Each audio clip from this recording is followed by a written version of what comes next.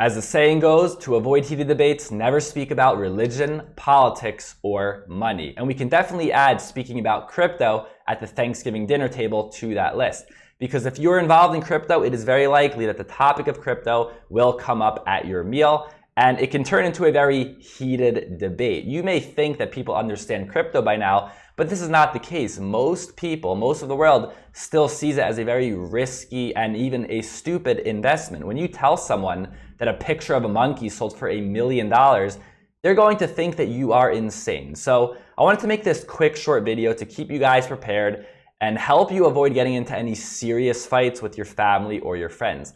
So the first tip when it comes to speaking about crypto at the Thanksgiving table is actually a tip in general for speaking about anything, even if it is non-crypto related. And that is when you are getting into a debate with someone or you're trying to persuade someone, it is important to first understand if they're actually receptive to learning. There's a huge difference between someone saying, hey, I see this crypto thing, I don't really get it, I want to learn about it. What's it even backed by? Versus someone saying, hey, this crypto thing is so stupid, it's like monopoly money, what's it even backed by? In the second case, it's not even worth it getting into that debate, because when someone jumps into an argument, again, even non-crypto related, if they have a mindset going in of arguing, you're actually only going to push them even further away. So if someone is jumping into an argument, really attacking you, rather than wanting to learn, just go and enjoy your meal and don't even get into the debate. As Satoshi famously said, if you don't believe it or don't get it, I don't have the time to try to convince you, sorry. So if this is the case,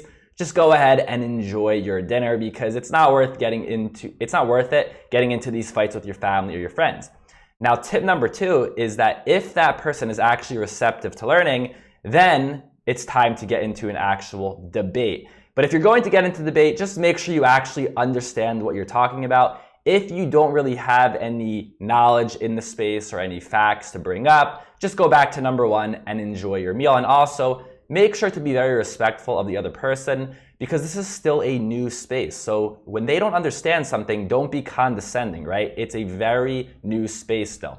So in this tip of number 2, when you are getting into a debate with someone, make sure, like we said, answer the questions, but also ask them similar questions back. This is also another very good practice when it comes to debating or even persuasion. When someone asks you a question, ask them a similar question back, because this will help them realize that they may not even know how to defend their own stance. For example, if someone asks you, what is Bitcoin backed by? If you know the answer, you can say it's backed by miners, it's backed by electricity and hardware. And then you can ask them, what is the dollar backed by? Many people won't even know, and some people may even answer it's backed by gold, even though it isn't. And then they'll ask you, for example, again, I'm just giving examples here because there could be so many different questions. They may ask you, Bitcoin is so volatile, is it really safe? And then you can, of course, show them that over the years, if someone is day trading, maybe it's risky. But if they're just holding year after year, it's one of the best stores of value. And then you can ask them, what about the US dollar, right?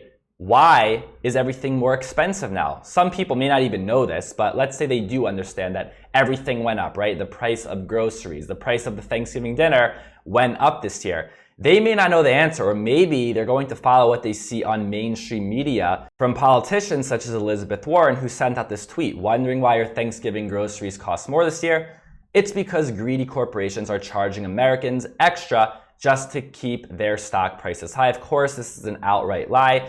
And it's pretty crazy how someone like Elizabeth Warren can go on Twitter and just lie to the public like this. This is pure evil. Of course, the reason is because 40% of the dollars in existence were created over the last year. And when you print trillions of dollars, inflation happens. So when you are trying to persuade someone, in this case of crypto at the Thanksgiving dinner, when they ask you a question, of course, you should be able to understand their question and answer it, but also ask them a similar question back, because this will start to help them realize that maybe they don't even really know about the current financial system.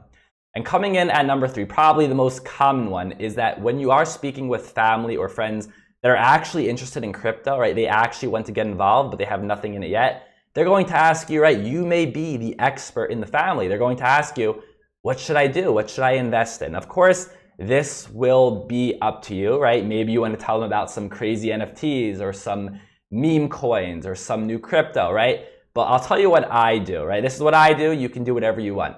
When someone brand new wants to get into crypto and they ask me, I have 50 bucks, I have 100 bucks to invest in crypto, what should I buy? I tell them it doesn't really matter what you buy. The most important thing is that you just buy something, because until you have skin in the game, it's really meaningless. I can tell you about crypto, I can teach you about crypto, but until you actually have skin in the game, it really won't help. $100 isn't really going to do anything, right? You might lose 100, or you might make another 100 on it, maybe it turns into $1,000, but $100 is not going to turn into millions of dollars. The most important thing about someone getting into crypto for the first time is simply just having skin in the game. And let me know in the comments if you have any tips for speaking about crypto at the Thanksgiving table. I hope you guys have a happy holiday. Thank you for listening, and I'll see you next time.